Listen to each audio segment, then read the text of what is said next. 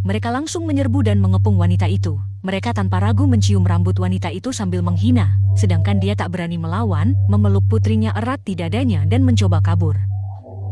4 penyimpang itu memaksa memisahkan ibu dan anak.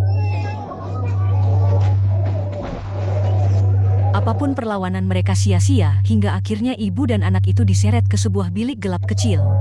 Sang putri yang tubuhnya kecil, berhasil bersembunyi di balik sekat. Gadis itu selamat, tetapi ibunya tidak.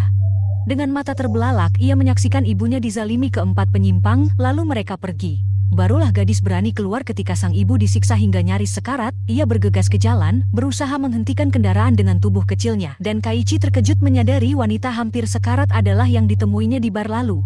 Karena sama-sama telah kehilangan belahan jiwa, mereka sempat bertukar kontak. Tapi sebelum hubungan itu berkembang, wanita itu menjadi korban pelecehan seksual oleh 4 brengsek.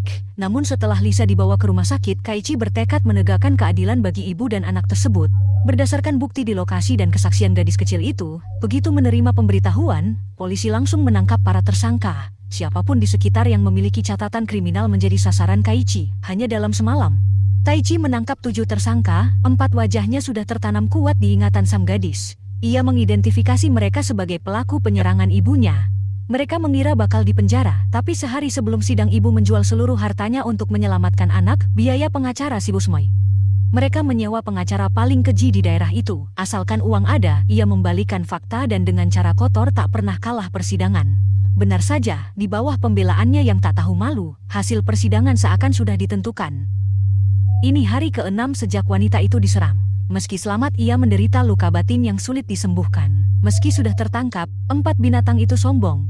Saat ibu dan anak hadir di sidang, mereka mengumpat dan merayu Lisa gila-gilaan.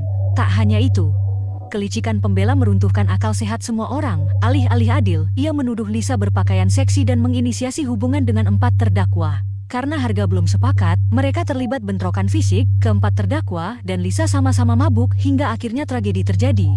Adapun saksi mata, gadis kecil itu terlalu ketakutan sehingga kesaksiannya tidak dianggap.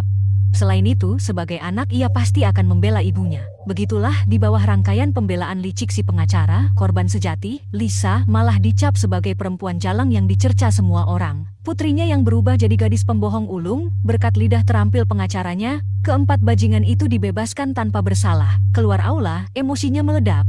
Dia duduk tak berdaya di lantai, meraung seperti seorang anak yang menderita, menangis sesenggukan. Sementara itu sang pengacara tak bermoral tampak tenang tanpa setitik rasa bersalah. Setelah semua orang di ruang sidang pergi, sambil duduk di kursinya, Kaichi merenung panjang setelah menyaksikan penderitaan Lisa. Menolak menerima hasil itu, ia bertekad menuntut keadilan dan membuat